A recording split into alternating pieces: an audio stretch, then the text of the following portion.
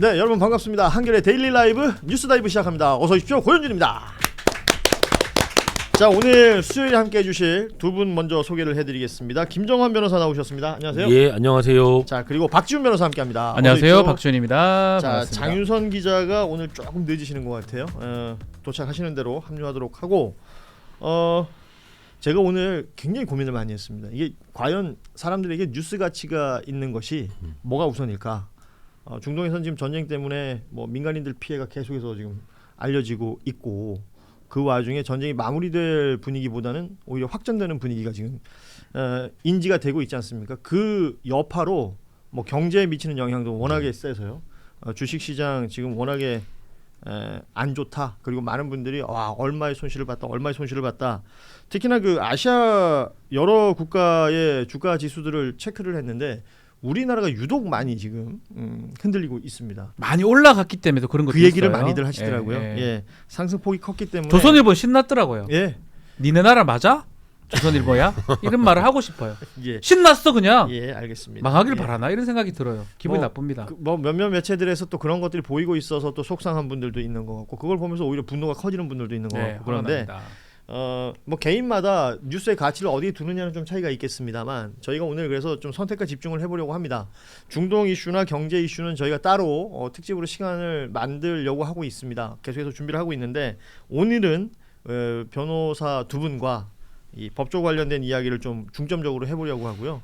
또 우리 장윤선 기자가 청와대 출입을 하기 때문에 이 청와대에서 또 연결되는 지점들도 함께 살펴볼 수 있을 것 같습니다. 먼저 어제 노태학 대법관이 퇴임을 했죠. 대법관으로서의 역할은 이제 마무리가 된 거고요. 네, 3월 중앙선관위원장직은 6.3 지방선거까지 유임이 됐다라는 내용을 확인을 할 수 있는데, 그 후임의 자리에 이 대법관 임명 절차가 계속 지연 중입니다. 뭐 보도로 워낙에 많이 나오고 있으니까요. 뭐 표면적으로는 청와대와 대법원 간에 이견이 있다 정도로 얘기가 되고 있는데, 통상 대법관 임명이라는 건 청와대와 대법원이 이제 물밑 좀 교감을 하고 이 대법원장이 제청한 이후에 국회에서 동의하는 절차를 거치게 되는데, 이번 인선은 나름의 상징성이 있지 않겠습니까? 이재명 정부 들어서 첫 대법관 임명이 되는 것이기 때문에. 그런데 이게 국회의 뭐 인사청문회나 이런 쪽에서 지금 브레이크가 걸린 게 아니라 대법원장의 제청 자체가 지연되고 있는 상황이라서 이 이야기를 좀 먼저 해봐야 될 것 같은데, 대법관 임명 지연 문제, 이거 어디서 원인을 찾아야 된다고 보세요? 대법원장이 해태를 하고 있는 것 같아요. 해태를 한다. 특히 예. 사법개혁이나 이런 거에 대해서 반발을 이런 식으로 지금 하는 걸로 보이거든요. 실제로 3월 3일이 마지막 임기면 그 전에 1월 21일 날 후보자들이 추천위원회에서 대법관 추천을 했죠. 추천회에서 3명인가 4명의 판사가 이제 올라왔는데 지금 한 달 반 이상이 소요되는데 그렇죠. 아직까지 제청을 안 했다는 거는 그런 어떤 개혁에 대한 어떤 불만을 애둘러서 이렇게 표현을 하는 거다라고 보이고요. 박영재 행정처장이 그만뒀지만 그 맥락하고 지금 같은 상황이라고 봐야 됩니다. 사실은 혜택을 상당히 세게 하고 있다고 봐야 돼요. 어떻게 보세요? 이게 지금 헌법적 사고예요. 사고가 난 게 지금 우리 사고라는 건 액시던트다. 예, 액시던트. 예. 헌법적 생각이 아니고 헌법적 사고가 발생한 거예요. 지금 대한민국 헌법에 대법관 임명과 관련돼서는 명시적으로 대법원장의 제청으로 국회의 동의를 얻어 대통령이 임명한다. 절차가 정해져 있잖아요. 그런데 이제 제청과 관련돼서 재량을 가지고 있다고 하지만 제청을 안 하면 이거는 왜냐하면 대법원 구성을 막는 것이기 때문에 우리가 이거를 겪은 적이 있어요. 우리가 한덕수 권한대행이 헌법재판관 임명을 안 했잖아요. 그 자체가 헌법적 사고가 나고 위헌적 상황인 거예요. 제청을 하지 않을 권한이 없는 거예요. 제청을 해야 되거든요. 예. 그런데 지금 제청을 안 하는 거는 이게 구체적으로 살펴보면은 분명히 뭔가 본인이 제청을 했을 때에 그러니까 대통령이 임명을 안 하는 경우가 생길 수가 있잖아요. 이렇게 되면 대법원장의 권위가 어떻게 되겠습니까? 지금 이런 문제가 발생을 한 거거든요.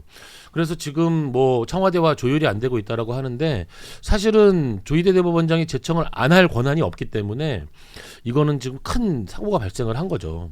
네. 아니 그 지금 말씀대로라면 그러면 이건 대법원장의 권한이 제청입니까? 의무입니까? 의무죠. 제청을 해야 되는 거예요. 그러면 대법원 구성을 해야 되는데 구성이 안 되는 거잖아요, 지금. 그 예. 말씀하신 것처럼 사법개혁 3법 이 네. 입법 과정에서의 불만을 이런 식으로 만약에 표현을 하는 거라면 것이라고 봐야죠. 의무를 다하지 않는다는 건 네. 이건 귀책 사유가 되는 수도 있는 거 아닌가요? 그러니까 좀 전에 얘기했지만 한덕수 권한대행 사하고 똑같아요. 어허. 그때 뭐죠? 이게 마은혁 재판관. 나뭔 마씨 예, 마은혁 재판관. 성함을 제가 예. 잊어버렸는데 안 했지 않습니까? 아하. 그때도 사실은 의무 아니냐라고 얘기를 했거든요. 네. 근데 그 의무를 방기하고 있고 뭐 그 이유는 다른 이유를 대긴 합니다. 뭐 그 배우자 문제 뭐 얘기를 하면서 예. 얘기를 하는데 그거는 핑계에 가깝고요. 사실은 본인이 지금 그거에 대한 반발을 보여주기 위해서 하는 거라고 봐야 될 것 같아요. 이게 지금 말씀하신 내용을 조금 설명을 드리겠습니다. 지금 이제 4명의 후보자가 대법관 추천위원회로부터 1월 21일에 추천이 됐습니다. 김민기 수원고법 판사, 또 박순영 서울고법 판사, 그리고 손봉기 대구지법의 부장판사, 그리고 윤성식 서울고법의 부장판사 이렇게 4명이 후보 추천이 됐어요. 이 중에 지금 보도 나오는 내용으로는 김민기 수원고법 판사를 청와대 쪽에서는 원하고 있는데 네. 상대적으로 사법연수원 기수가 가장 낮고 그리고 또 말씀하신 것처럼 이 배우자가 지금 헌재 재판관 오영준 재판관. 예, 오영준 재판관이기 때문에 네. 부부가 한 정부에서 대법원과 헌법재판소에 있는 것은 부적절하다. 혹은 지금 재판소원법이 이렇게 진행이 되면 이게 뭐 이해 충돌의 여지도 있다라는 뭐 의견들도 있다라는 것이 보도로 지금 나오고 있는데 이게 실제 영향을 미칠 이유가 그 되나요? 보도는 제가 보니까 대법원 쪽에서 흘리는 보도인 것 같고요. 아, 그래요? 예. 이제 그 변명을 하는 거예요. 이게 왜 안 되는지에 대해서. 헌법재판소 재판관 9명이 헌법에 딱 규정되어 있고 이게 한두 명 빠지는 게 굉장히 큰 사고인데 지금 대법관 1명이 빠지는 거는 그래도 대법원이라는 게 3분의 2 이상이 모이면은 그 회의를 할 수 있기 그렇죠. 때문에 예. 지금 대법원 자체가 운영이 문제가 되진 않잖아요. 이래가지고 아마 그런 부분까지 고려를 해가지고 일종의 어떤 지금 그 저항을 하고 있는 거거든요. 저항이다. 사법개혁에 예. 대한 저항이라든지 예. 그리고 뭔가 밀리지 않겠다 대법원으로서. 그런데 사실 있을 수 없는 일이 발생을 한 거예요. 그리고 지금 조희대 대법원장이 내년에도 지금 내년까지 임기가 있기 때문에 예. 내년에도 4명의 대법관이 지금 통과된 입법에 의하면은 새로 임명이 돼야 되잖아요.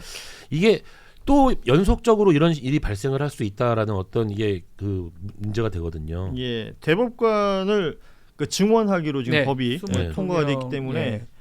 이번 일 말고도 계속해서 벌어질 수 있는 일 아니에요. 그렇죠. 지금 22명을 더 내년에 지금 4명 예. 이렇게 순차적으로 지금 그 증언하기 이재명 때문에 대통령 임기 내에 20명이 넘는 대법관을 임명해야 될 수도 네. 있는 건데 만약 계속 이런 비슷한 거라면 물론 조희대 대법원장의 임기는 한 1년 정도밖에 남지 않았습니다만 네. 어제 저희가 그런 얘기를 했었어요. 그러니까 선출 권력과 지금 임명 권력인 거잖아요. 네네. 청와대와 대법원을 비교해 보자면 네.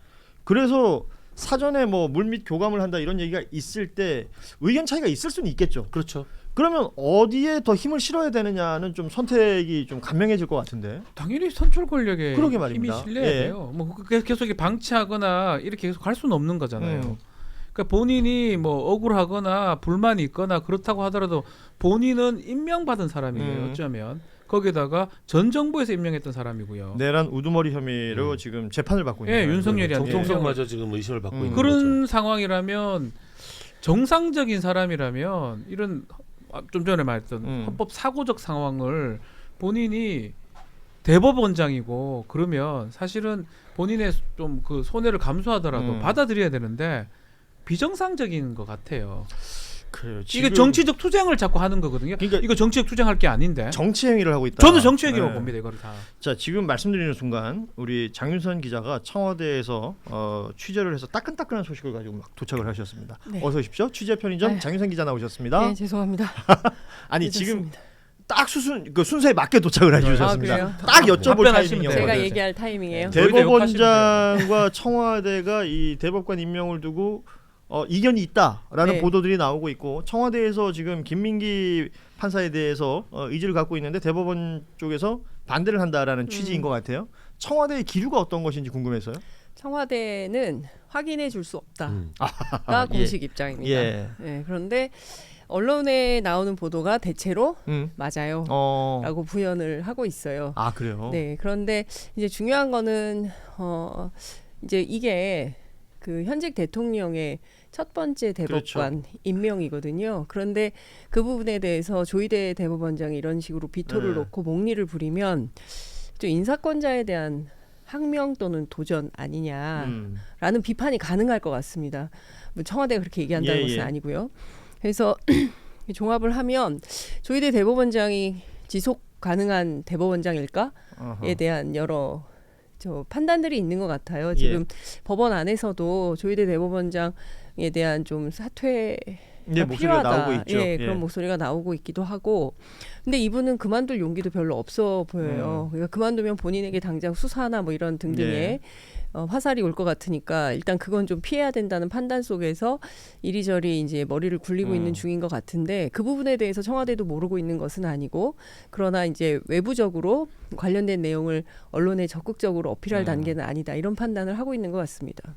그 조희대 대법원장이 그 어제 출근길에 뭐 여러 얘기들을 했었습니다. 그 관련해서 뭐 후속 보도들이 계속 이어지고 있습니다만, 그러니까 오늘 우리 법조인 두 분이 계시니까 그 얘기했잖아요. 그 갤럽 조사 퍼센테이지를 얘기했습니다. 40. 미국 법원이 신뢰도가 35%, 우리는 미국보다 높은 47%니까 우리 제도를 근거 없이 폄훼하거나 법관들의 개별 재판을 두고 악마화해서는 바람직하지 않다는 점을 심사숙고해달라.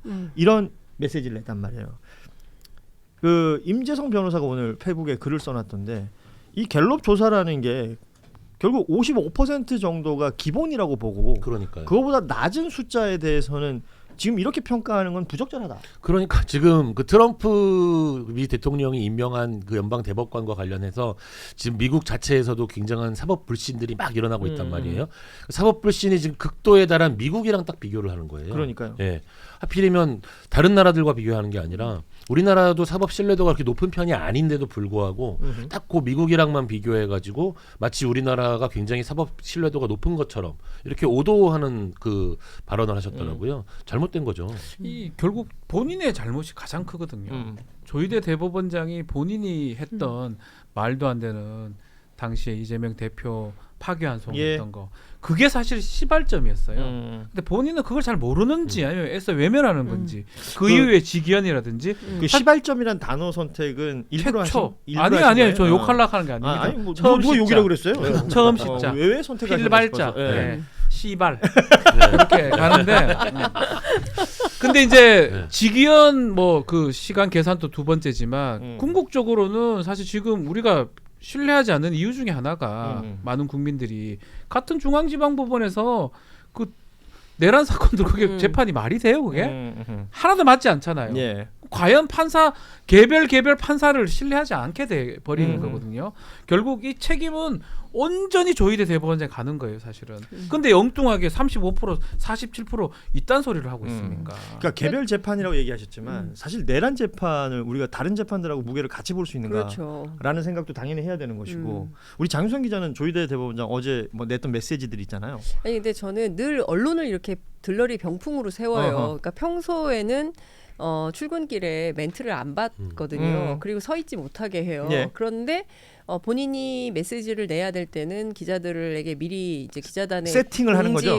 공지문을 보내가지고 기자들을 이렇게 들러리 병풍으로 세팅을 해놓고 굉장히 뭐 본인의 발언에 뭐랄까 힘을 주면서 그러니까 언론을 동원하는 거거든요. 야, 계엄 때는 아무 말도 못 하고, 그러니까 계엄 때는 뭐 정작 그 엉터리 판결이 나왔을 때 그럴 때 기자들이 궁금할 때는 이야기 한 마디도 안 하고, 그때 보통 이렇게 합장하고 들어가잖아요. 그러니까요. 예. 아니 근데 다 떠나서 저는 이런 취재 보도 하지 마라 그냥. 언론도 받아쓰기. 그거 왜 동원이 됩니까? 그리고 앞서 이제 우리 박지훈 변호사님이 잘 설명해 주신 대로 지금 중앙지법 판결, 특히 내란이라든가 김건희 국정농단 사건에 대해서 물론 이제 특검이 제대로 수사하지 못한 책임도 있지만, 그럼에도 불구하고 국민들이 그 도무지 납득할 수 없는 판결문을 내고 사법불신이 이렇게 극에 달했으면 47%면 통상 낙제점이라고 하는 거예요. 그런데 이걸 가지고 미국은 35%인데 우리는 47%니까 미국보다 소폭 그 점수를 더 받았으니 이 정도는 신뢰할 만한 거다라고